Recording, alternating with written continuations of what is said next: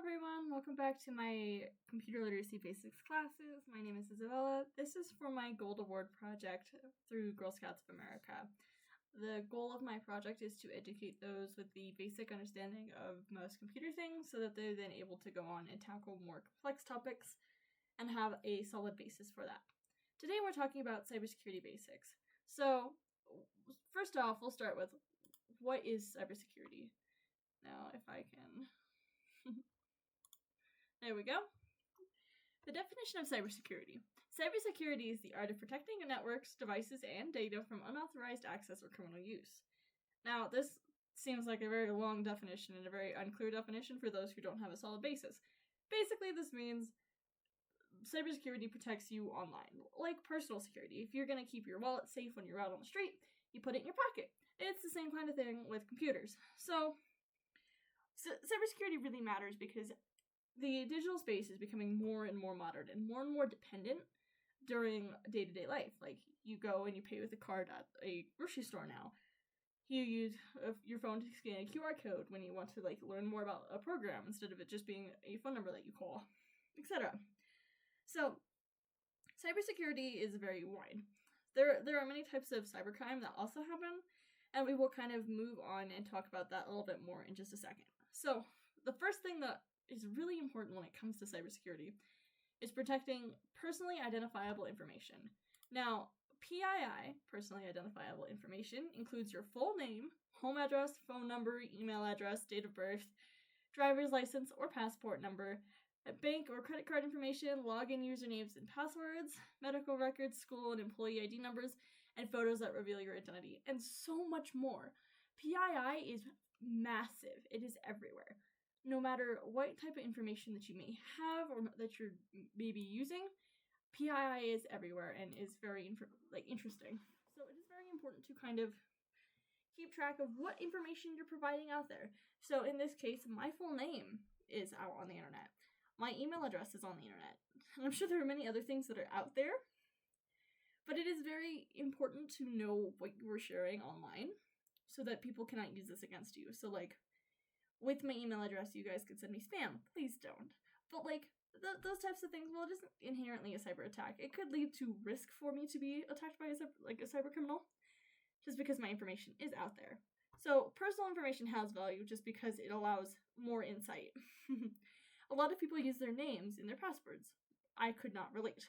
But using your name and your password and having your name publicly available means that password might be easier to guess. Same with your date of birth, maybe your home address, something like that. Public records and online information are another kind of important thing to keep track of. Public records have all your information, but they also keep track of who accesses that information. When you go and request documents from a local county court or something like that, all of that information is tracked, and so they know who has requested this information and who has it. Now, it is also good to talk about private and public social media accounts. So my social media is private, but people sometimes have public information, and when they share information on social media, all of that can be used by a cybercriminal to kind of figure out more about your life. So cybercriminality is very interesting because it's you have to do a lot of reconnaissance before you can carry out any type of attack, and so making it harder for cybercriminals to get your information and to get identifiable information from you will make it harder for you to become a victim later. So there are two other things on this that I want to discuss. So the first thing is location sharing risks. Often when people go on vacation, and I am guilty of this as well, they post on social media about where they're going. This can be a risk for if your home is left alone, but that's not largely the case here because it's cyber attacks. But it is also you can be tracked based off of that information, and it kind of lets more on to other people. And again, the more they know, the easier you become a target. So it is better for you to have a privated social media so that close friends can have access to this stuff. If you don't think that they're going to do anything, it doesn't matter. But it does matter when it becomes a security risk and the entire world is able to find this information within 2 clicks. That is when you want to kind of question and think, hey, maybe I should change this information to be a little bit more controlled and censored. The other thing that I wanted to talk about is your digital footprint. Now, your digital footprint, that sounds kind of peculiar. What is that? So, a digital footprint is a type of, like, footprint, I guess, would be like an applicable thing. And I understand that this is very not groundbreaking news, but when you go hiking, you probably leave footprints in, like, the mud or something. Same thing online. You leave little traces, little breadcrumbs, if you will, of what you have done on the internet, and they can all be eventually tracked back to you. It takes a lot of skill to do that, but, like, reducing your digital footprint makes it a lot easier for you to not become a target. The next thing I want to talk about is password security. So, as you can see, I have a bunch of passwords on here. I have 3 passwords. The first one is password 1. And you can see that it's password 123. This is not a good password because, 1, it includes the word password. See if I count how many times I've said that within the last minute. But it includes that word, and so it is easier for people to guess that because it is such a, like, easy to guess word. When you, like, think of a password, you're like, oh yes, of course I'm going to put password 123. It's not a secure thing, so don't use password 123. You want something more complex. So, like, the second one, Coffee, River, 7, and Cloud Train. That is a long passphrase, and I am a fan of passphrases because it makes it easier to remember. And so, like, password 123, what the one thing that password 123 has going for it is that it is so easy to remember.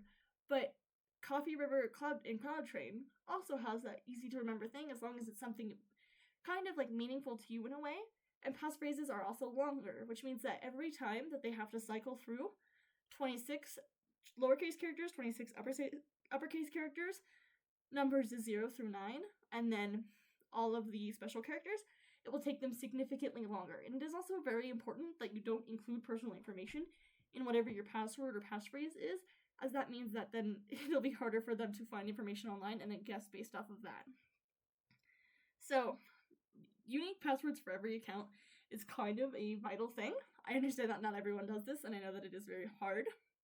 But if you can at least, like, even vary your passwords to an extent, it will make it harder for people to hack into multiple different things at once. So, using different passwords is very important because otherwise, one password is found out through maybe a data leak. Those happen quite frequently.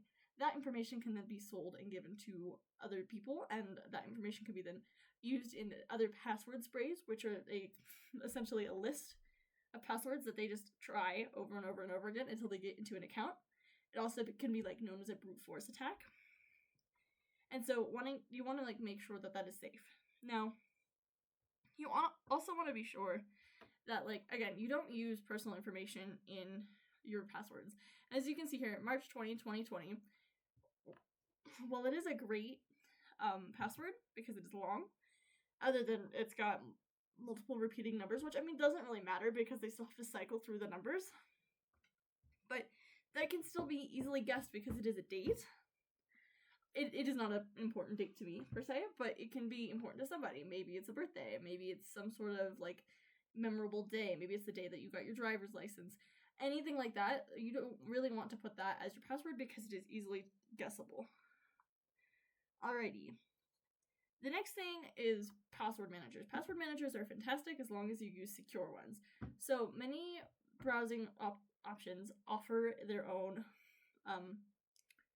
password manager. So this is, like, a great way. So maybe you use Firefox, it has its own password manager. You use Chrome, that has its own password manager, and you just want to make sure that you're using that consciously and safely. You can also use other ones online. I would heavily advise against that just because some of them are not meant as password managers, and most of them are meant to grab your passwords and have just an easier, like, buffet of passwords. Alrighty, so the next thing I want to talk about is multi-factor authentication. Now, what is multi-factor authentication? I have talked about this briefly in my Gmail class, but multi-factor authentication is exactly what it sounds like. There are multiple factors that it takes to authenticate to get into an account. So, say I want to log into my email account. The first thing I'm going to do is I'm going to put my username in, I'm going to put my password in. That's great. Now next, there are a couple of different options that not everything offers, but most places do. The first thing is authenticator apps. So Google Authenticator and Microsoft Authenticator are two very common authenticator apps. Okta Verify is another very common one, and that allows you to get a push notification to your phone or to whatever device you have set up Or maybe you have like a code that you type in, that also works and is great. Now next you also have text message SMS codes. This is just a simple text, and this is really easy because it means that people can't get to your, like, they can't easily get to your phone number, and so you get it, and then you can just like continue on with that. It's less secure than an authenticator app, but it is still better than nothing. I honestly am a fan of anything is better than only one way through. Finally, security keys. They're like small little USB dongle things that you plug into your computer, or like Bluetooth devices, or maybe like near field communication. That's what NFC means. These are great. They're very secure, but the problem with these are, and I heavily advocate against it just for like beginners, is because they're easy to be lost. So if you lose your authentication key, you usually should have a backup. But if you don't have a backup, you have a harder time getting into your computer. But all of this adds another layer of security beyond just your password, so that then people can't just easily get in with a password spray. All accounts that are very significant to you should have MFA. So like maybe some random login to some random recipes website, like maybe you're trying to log into all recipes, you don't really need multi-factor authentication for that. But you do need multi-factor authentication for like your bank accounts, or maybe you want it for your email. Things that are important to you, you want to keep track of and be sure of. Alright, the next thing I want to talk about is phishing. So here is an example of phishing, and as you can see, there's a whole bunch of stuff here, but let me go over what phishing is first. As we can probably guess, phishing is like, on a normal spelling, is like you cast a line into water and you hope a fish bites. That is kind of what this is. People send emails, text messages, suspicious ads, all of that, and those are phishing. They're sending these messages into a wider pool of people and then hoping one person clicks on it and exit. So there are multiple different types of phishing. There is email phishing, which is the most common. There is text message phishing or smishing, SMISHING, like SMS messaging. There's phone scams, vishing. Social media scams, which are very common and have been rising in popularity due to the rise in popularity of social media. And then fake websites, fake advertisements, and then QR code scams. And then that is essentially it. But you want to be careful with all of these things. If it looks suspicious or too good to be true, maybe don't click on it. Maybe don't scan that, because it does give your information and can automatically like log you into something. Maybe they get your email address. Maybe they get like your IP address, which doesn't make, like, it's not hugely important unless somebody's out to like actually attack you. But keeping this stuff hidden is very important. You want to keep this stuff privated so that you don't have to do this. So red flags for phishing are urgency. Urgency is a huge thing. And here, I'll move to another example of this. Urgency is a huge one. And as you can see, in order for it to remain active, follow the sign and link to reactivate your account. But like, you also want to look for spelling errors. You want to look for grammatical errors, and you want to look for anything that just feels too good to be true or too suspicious. So you want to be conscious of that. So this is very important, and you want to be sure that you don't do something. If you click a phishing link, the first thing you do once you realize it's a phishing link is hopefully you haven't logged in yet. Because if you haven't tried to log into whatever this website is, like in this case, it'll have you try and log into account.live.com. That's not what it is. But if you log into that, it'll kind of take that information and it'll repeat it back to whoever has launched this attack. Pardon the stuttering. But you want to be sure that there are no, like, if you haven't put your information in yet, you're not at risk because you haven't sent that. They have your IP address, which stands for Internet Protocol, but what you want to do is, like, that information is going to be kind of easily accessible. Getting an IP address is not difficult. Getting all of the information, like your login credentials, that is more difficult, and that is what they are largely after. So as long as you don't input your credentials without verifying that it's a legitimate website, you are fine and you are all good. So the next thing is common types of malware. So there are a bunch of different types of malware, but the common types are viruses, worms, Trojan horses, spyware, adware, and ransomware. So starting with the top, viruses are just like when you download a file, it will infect your computer. or like your program, and like it'll spread throughout your computer. Like if you were to go outside and somebody coughs on you and maybe they're sick, they'll spread that virus to you. Same thing with internet viruses, it spreads to the rest of your computer and it gets sick. And it doesn't really recover easily because it doesn't have an immune system, it's a computer. But you can remove it with antivirus and such like that. Now, worms, which they also sound very similar, but worms are like viruses, except they spread across networks. So, like, if my computer got infected with a worm, it actually would send it to, like, the rest of my family's computers because we are all on the same network. Or if I were on the public Wi-Fi, it would send it to anybody connected to that public Wi-Fi. And so it is very important that you be conscious of whatever you're downloading. Next is Trojan horse. Now, this might sound vaguely familiar from something in like 8th grade when you learned about Greek mythology, whatever. So, a Trojan horse is a legitimate package of sorts. So, like, maybe there's like a video game that you've downloaded, or maybe like a Google Chrome lookalike, and it actually like looks legitimate, but also has malicious code inside of it as well. So, like, you probably won't know that it was a Trojan horse unless you notice something going wrong.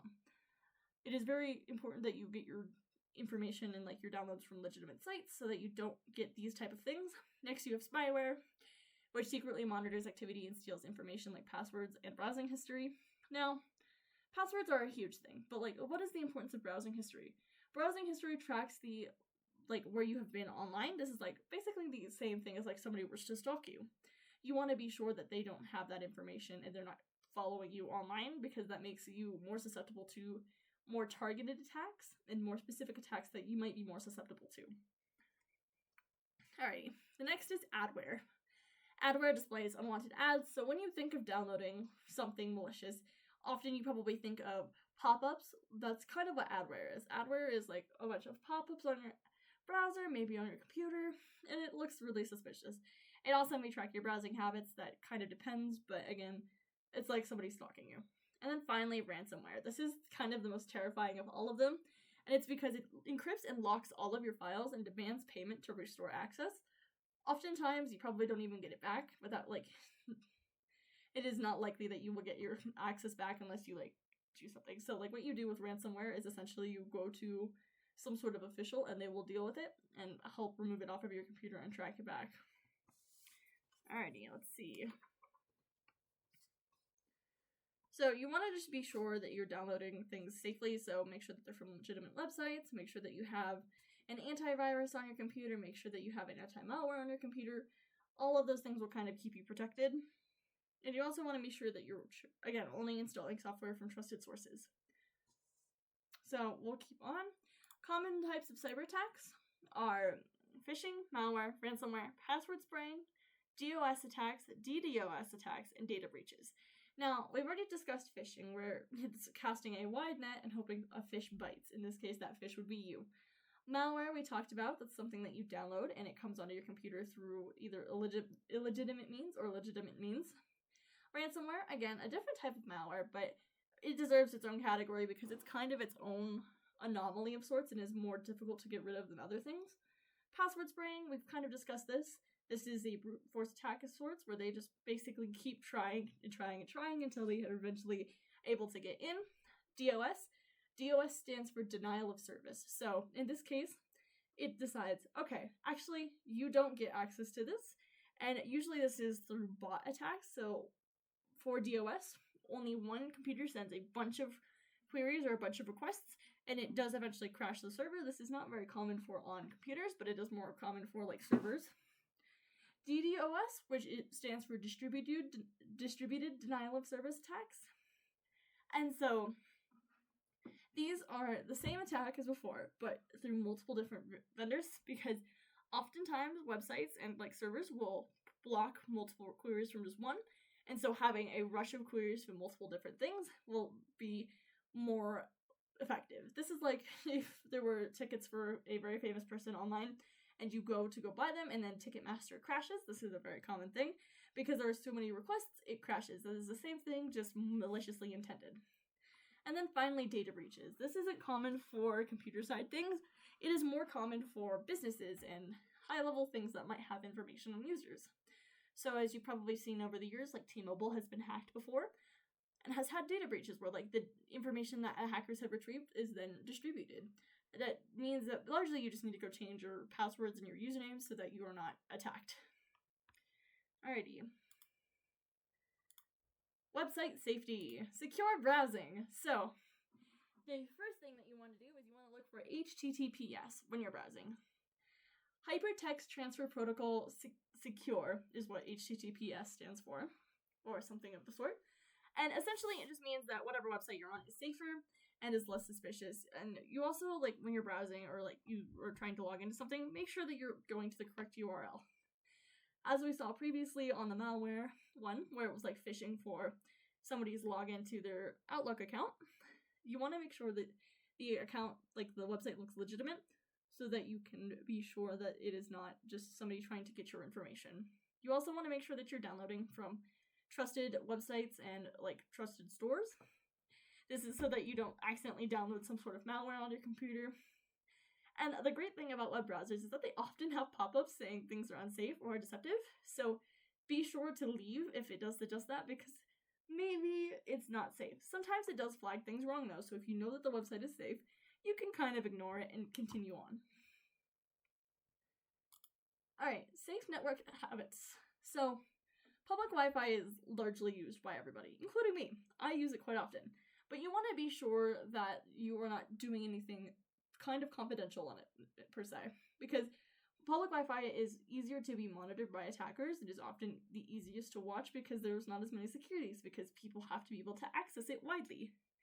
So avoid logging into, like, private or sensitive things like banking, or, like, maybe you're trying to log into, like, your Gmail. Try to avoid logging into that on public Wi-Fi, because then you're safer.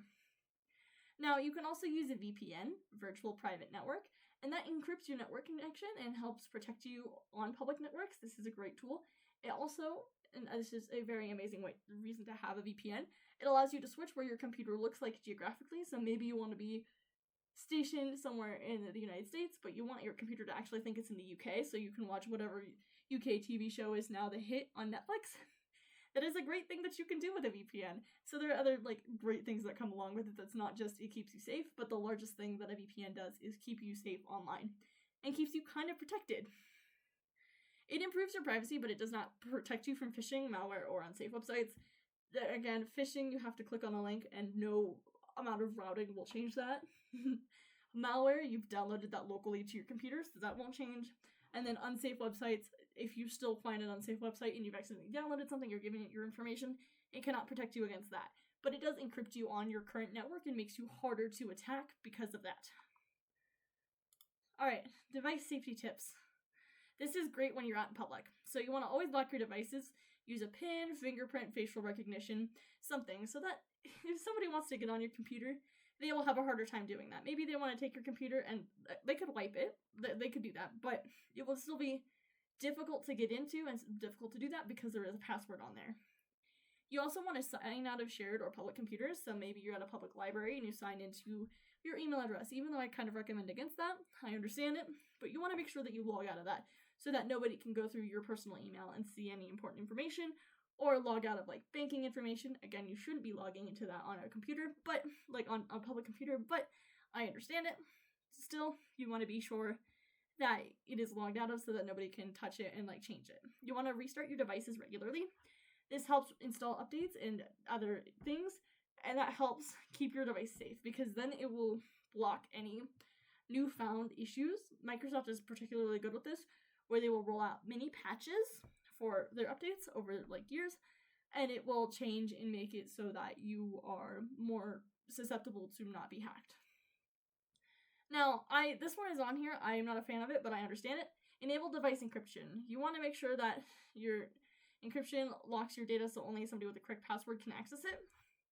Now, I appreciate this, but I also think that it can lead to you getting locked out of your password or out of your files or something like that, so be careful with this and be mindful of it, and remember to keep it somewhere that you will remember it.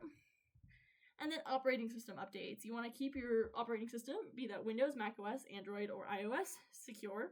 And the best way to do that is just to update that, because it will the developers will automatically change those updates and make it so that whatever attacks have become popular are no longer effective. Firewall and antivirus. What you want to do is you want to, and I've touched on this briefly earlier, you want to incorporate a firewall and an antivirus onto your computer. A firewall monitors traffic entering and leaving your device. It will block anything that looks suspicious. This keeps you safe if you're on a public network. And then antivirus detects and blocks viruses, ransomware, spyware, and other different malware. And it helps keep your computer safe in real time. So this could be like Zone Alarm. Zone Alarm has great firewall and antivirus, and that will keep you safe. Email threats. So we're going back on the email real quick. Please don't open any suspicious attachments, because if you don't know who they're from, it's basically like opening a letter from someone you don't know. You don't know what's inside. Maybe it has something malicious in there that you don't want to have on your computer. So it's good to keep that not open unless you know that it's safe. You don't want to click unknown links from unexpected emails. If you're expecting a password reset email, that's great. Click that. But if you don't expect it and you get a suspicious password reset email and you type in your current password, it won't actually reset your password. You'll just give somebody your current one, and then they're able to get into that account. You want to avoid opening fake invoices, because it might trick you into spending money. Again, a very common attack. And then you want to make sure that you don't get anything suspicious from a business email. So like if somebody requests money from you, passwords, or sensitive information, you don't want to send that, and you always want to report that to whatever your IT department is. This is because if they're targeting you on a business network, they've probably gotten into other people's things, and so they want to make sure that they handle that really quick. Alright, to review the best practices. So please think before clicking. This is great. Be cautious of links, attachments, pop-ups, and unexpected messages. Verify unexpected requests. Confirm unusual requests for money, passwords, or personal information before taking any action. This can mean don't click on a bank transfer request unless you know that you actually need to do this and this is legitimate. Use strong and unique passwords. Create long passphrases or long passwords, whatever you want, and use a different one for every account. This keeps it so that you're not going to be easily hacked. Enable multi-factor authentication. This adds another layer of security beyond your password so that you're then not able to be easily hacked. Keep your software updated, because then you don't have any known risks. Like if I were to be using Windows 7, there's so many risks associated with that, and I would be easily hacked, versus if I keep using the most up-to-date, they have to keep finding more and more ways around the most recent security. Download only from trusted sources. Make sure you only use official websites and app stores to download things so that you avoid getting malicious software on your computer that may have ransomware or another type of virus or malware. Finally, keep your antivirus enabled. Use tools like Microsoft Defender to detect and block malware. Lock your devices. This is especially out in public. This prevents unauthorized access on your computer. Back up your important files. Keep them online. Keep them in a physical drive that's not your computer, just in case something fails or ransomware happens. That way then you have backups of that, and you're not going to be messed up if you don't have backup for that. And then finally, ask if you're unsure. When something seems suspicious, pause and get help before clicking or sharing information. If you don't know, the best thing you can do is ask. Most people will look at it and go, okay, well, this looks suspicious, but I understand that it might not be. Thank you all for listening. If you have any questions, please leave a comment down below. And thank you so much.